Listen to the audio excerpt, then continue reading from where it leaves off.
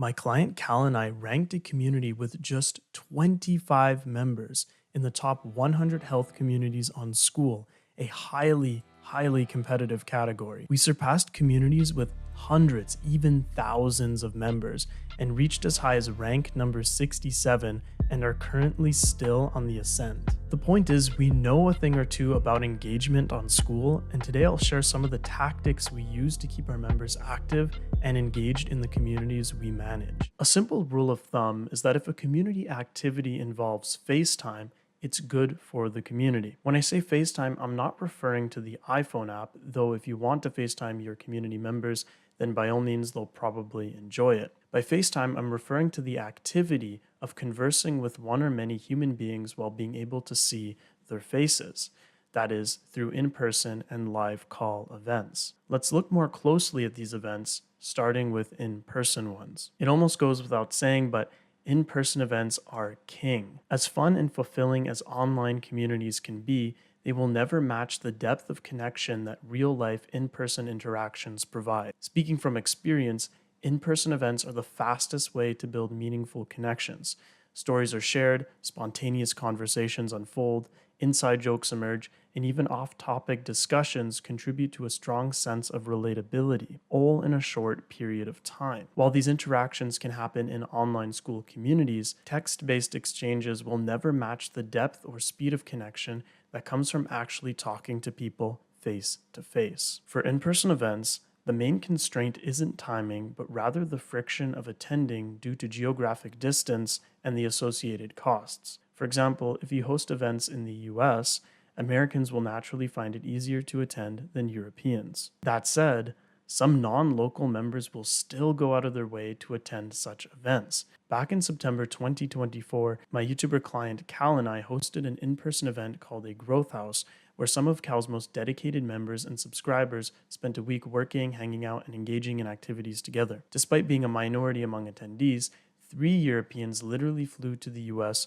just to be there. So it is possible for non-local members to attend in-person events, but it certainly comes at a high friction cost that not all members are willing to make. As for live calls, beyond the obvious fact that your members all lead individual lives and have differing schedules, there's always the insurmountable problem of time zones. There's no getting around the fact that if you have an international community, which most creators do, you're going to run into time zone problems, meaning that there will always be a percentage of your school community members that will never be able to comfortably attend any of your live call events due to where they live and by extension the time zone they reside in. For some members, your calls will always be too early, and for others, your calls will always be too late. That being said, I will teach you how my client Cal and I mitigate these problems to the best of our abilities. To get everyone to determine a time to meet, when we first started Cal's community KCC, we made use of this free-to-use website called When to Meet, which collects your members' time zones and outputs the common areas of availability, at which point you can make a decision on what date and time to host your live call events at. It's for these reasons that in-person events and live calls aren't always the priority feature of many school communities. As powerful as they can be in terms of facilitating connection amongst members, they're logistically challenging to organize as a result of time zones and geography. However, that doesn't mean that they're not worth implementing though. In the first community that I manage, we started with 2 to 3 a week, and it was a bit too much for members and management to keep up with on a consistent basis. Remember the lesson on overwhelm because it applies to the duration and quantity of live calls as well. Sprinkle in-person events here and there if you can. For example, Cal and I plan on hosting at least one big in-person event a year. More importantly, go all in on the communication channels that the majority of your members prefer. No matter how sound all this advice may be, your members should ultimately decide which channels of communication they want to engage with in your community. This is why we commit to research and development. If most of your members want more in-person events, make them a core feature of your school community. If they prefer live calls, double down on those instead. Some communities may not even want in-person and live call events and prefer to use instead the community forum, posts, comments, and replies. So if that's what your members engage with most, just lean into that. Speaking of which, posts, comments, and replies are all built into how communication works on Skool. They don't include FaceTime, but they still have the power to build a sense of community at a slower pace. which isn't necessarily a bad thing since communities take time to grow anyways. Virtual relationships, much like relationships in the real world, cannot be forced. Rather, they unfold organically over time. So, having brought up posts, comments, and replies, let's talk about the most important part of this section, MGC. MGC stands for Member Generated Content. Now, the community owner, Cal, could have spent all his time researching and posting health guides himself, but thanks to MGC, he doesn't have to do all this at all because members are more than happy to generate their own content. Moreover, when members contribute consistently over a long enough time frame, they develop a sense of belonging and ownership in the community. Think about this for a second. These members don't technically or legally own this community. On paper, they're just paying members who show up, engage, and enjoy the space. And yet, here they are voluntarily writing in-depth messages, sometimes multiple paragraphs long, to management with ideas, concerns, and aspirations for the community's future. That's powerful. This kind of engagement gives us real-time insight into what members are thinking and hands us, on a silver platter, all the ideas and fixes needed to improve the community day after day. And again, for free. Some members even want to help implement these ideas just to see them come to life faster. And because of this, we've now reached a point in KCC where members are organizing their own live calls and even going so far as to create member-made courses. How amazing is that? Think about all the work these members have willingly taken off our shoulders. And so you could see in this DM exchange example, a member's reaching out to me because he wants to start a KCC casino night call. And over here, a member's organizing an entire member-made course. Imagine running a community where whether or not you choose to post, host a call, or create a course, it doesn't matter because your members are already doing it. This is the power of a bottom-up community culture instead of a top-down one, where the owner is the sole authority or guru creating the posts, calls, and courses. And to visualize that, this is what you want. So you could see these colored circles are your members. This is you, but there's interaction between your members and yourself, and it's a web that's created. This is the community effect visualized. However, this is what you don't want. This is a top-down guru model where the only link is between the members and yourself. And once those sever, they're gone because they don't have any other connections between each other. Unlike static content like a course, which remains unchanged unless a new edition is released, MGC evolves in real time. This guarantees that posts in your Skool community stay relevant to current trends and developments within your community's niche. I've seen this firsthand while managing multiple health-focused communities. In the health space, new research emerges constantly that challenges old ideas and introduces new ones. If our members relied solely on pre-recorded health courses, some of the content would potentially become outdated or require further context and revision, which creates lots of work for management to take care of. But with member-generated content, the communities I manage remain on the cutting edge of health because members cover all new advancements in their posts, comments, and replies. MGC can also help attract new members. By promoting the quality of your content, that is showcasing some of your community's best posts and interactions to your audience, prospective members will naturally want to join to read this content for themselves. And an example of this promotion is just simply taking a screen grab or copying and pasting, of course with the permission of the member, a member's post into a YouTube community post, for example, and sharing that with your audience, with your YouTube audience, as an example of what kind of posts are made in your community. And that's going to create a sense of FOMO, a sense of fear of missing out in your audience members that haven't yet joined your Skool community. And so that's a way of attracting new members into your community from your YouTube audience. That was a comprehensive overview of the benefits of member-generated content, but there is, however, one downside that MGC can have. Too much member-generated content can lead to burnout on the part of the members creating the content and a sense of overwhelm on the part of the members who have to catch up with all that content. For example, when my client Cal and I launched a Skool community called Legion, we saw 10,892 activities in a single day. And so you could see that day right there when we got started, 10,892 activities, which is a lot. To put that into perspective, a Skool community with 3,000 activities per day is already considered highly active. At launch, we'd essentially tripled that benchmark, and it showed. the forum feed was a waterfall overflowing with new and unread posts. At the time, I was the only community admin in Legion, meaning I had to read every single one of these posts, a process that took hours. I imagine that for those daring enough to keep up, it took hours of their time as well. However, for the majority of members, this flood of activity was likely overwhelming, especially for newcomers to the Skool platform. Not only were they learning the ropes of a new website, but they were also hit with a massive wave of member-generated content right from the start. Fortunately, over time, the daily activity naturally tapered down to a more manageable level. The takeaway here is that the only real big concern with member-generated content is having too much of it. Luckily for you, this is a problem that you're likely not going to experience anytime soon, nor are you going to experience it for long periods of time. In the case of Legion, this uptick in MGC was a result of a successful launch campaign with lots of hype leading to plenty of excited members making all sorts of contributions. That launch hype, no matter how amazing your community is, will eventually settle down at some point. That was the theory surrounding member-generated content.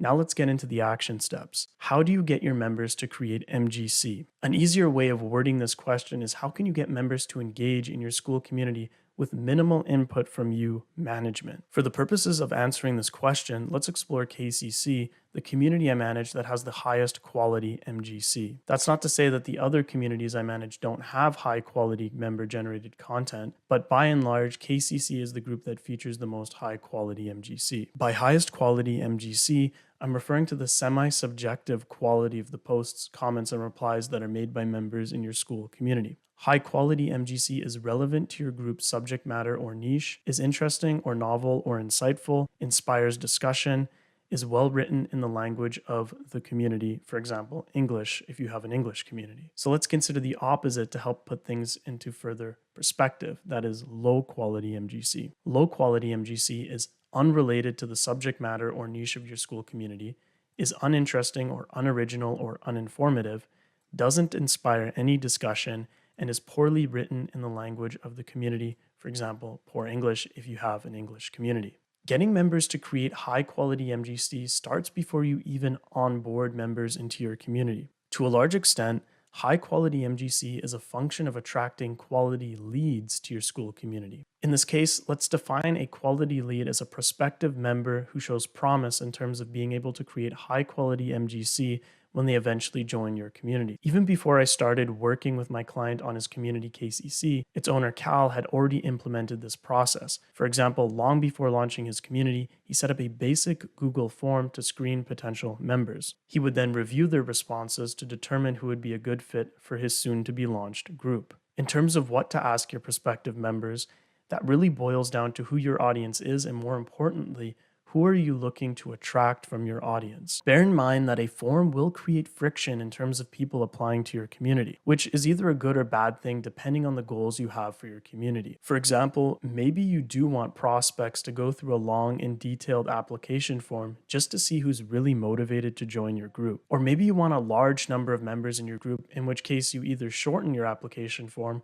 or you don't have one at all. These are important details for you to figure out and experiment with. Once you've vetted for the right kinds of members and they joined your Skool community, what do you do next? You highlight member behavior, and more specifically, you highlight the kinds of member-generated content that you, as the community owner, want to see more of from the members in your community. How is this done? Number one, a member makes a piece of MGC that you highly approve of. When you're just starting out your community, it'll be your job to post the type of content you want to see to set an example for members that they can model. Number two, you then temporarily highlight this piece of MGC by pinning it to the top of the community feed. And number three, the pinned member gains status, and the other members who want that status will try to make posts of equal quality or more so that they may have their post pinned next. Whoever has the next greatest piece of MGC gets pinned, and the cycle continues. Simple and effective. And so you can see an example of a pinned member post here. The next thing you're going to want to do to inspire the creation of MGC in your Skool community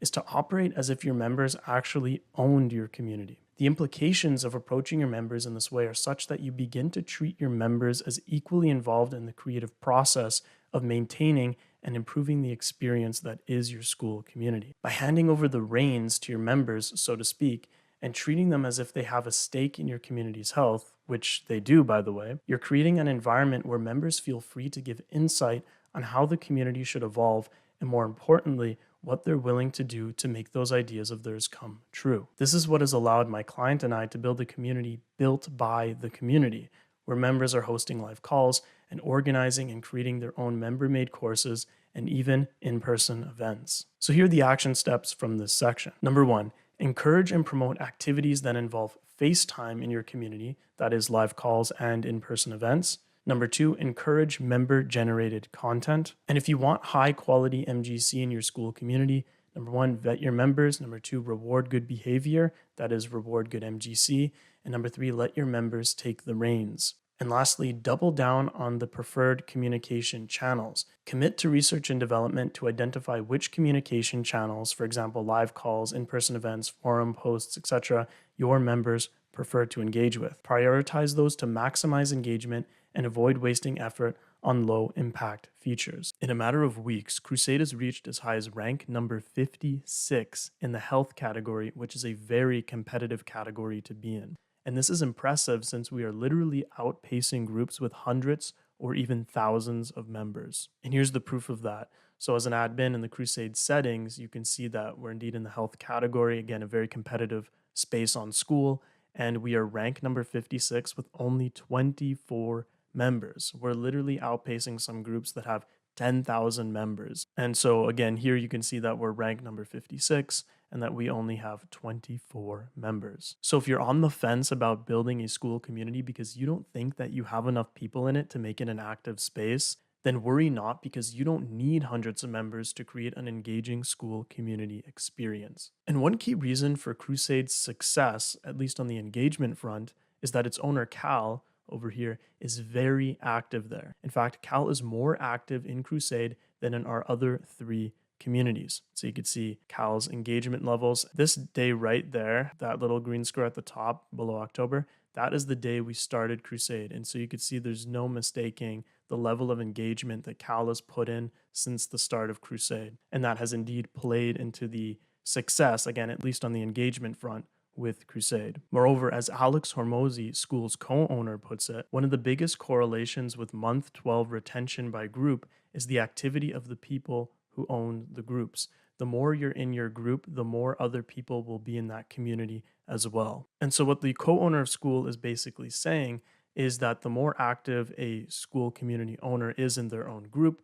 the more active they are. And because of that, Skool, the platform itself, rewards owners for being active in their own groups, as you can see over here. In the discovery section in the settings, they'll explain that a community is boosted on the discovery page if it has an active owner. And conversely, a Skool community goes down the rankings in the Skool discovery page if it has an inactive owner. Having an active owner is very important in the overall engagement health of a Skool community. So that's step number 1. You really have to show up and engage yourself if you want your Skool community to be an engaging space. Now, for some, the idea of engaging often in their group is exciting, but for others who are busy or who prefer to witness their members' engagement from the sidelines, this may seem like an overwhelming task. However, a key detail that must be noted is that you don't need to post every day, but you do need to show up consistently, whether that be liking posts, comments, and replies, or commenting and replying yourself. Engaging through comments and replies is important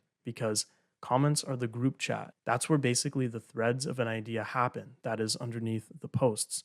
That's where the action is. If members see you commenting and liking stuff, then they will comment and like stuff.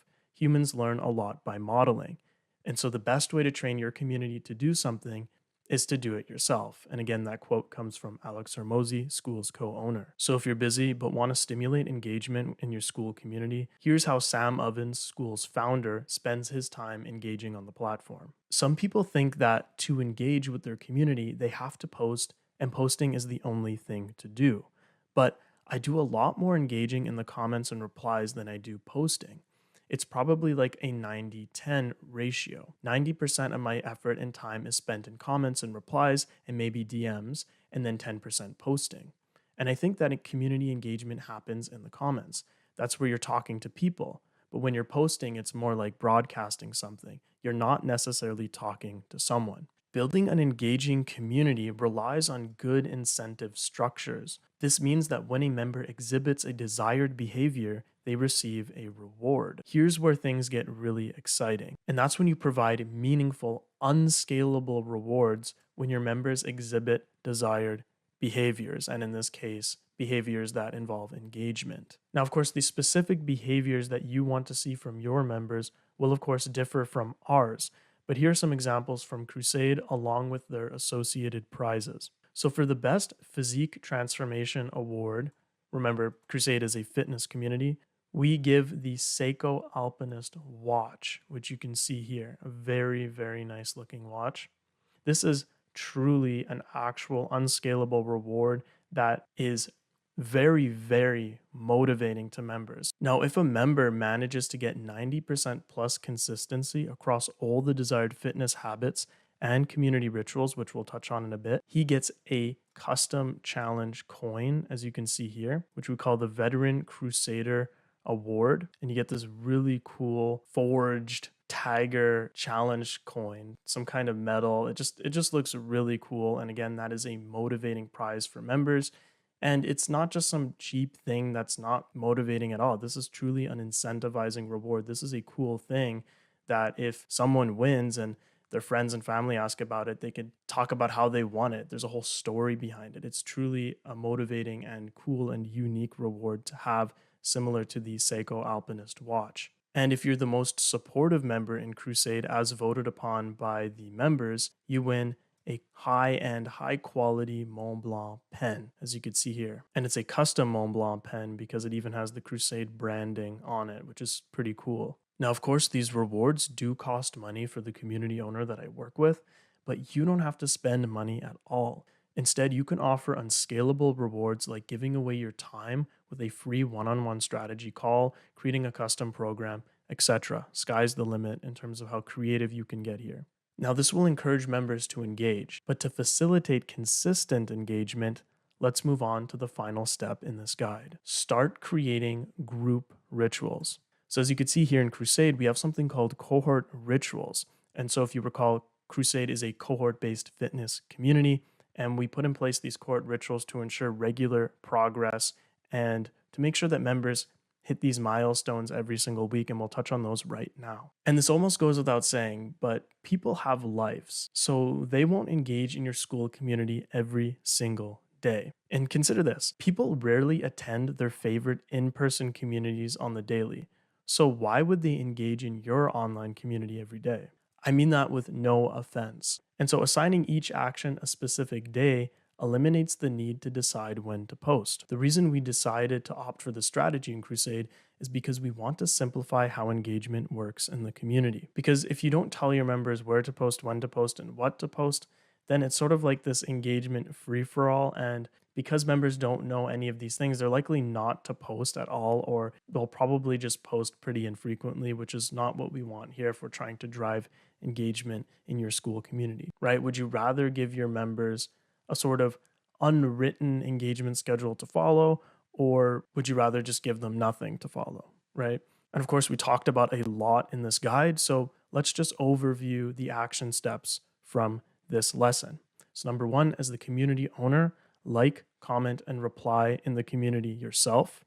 Number two, incentivize members to engage by rewarding good behavior, and in this case, good behavior is the act of engaging. And three, create community rituals that facilitate engagement, as seen here. And that is how you get your members to engage.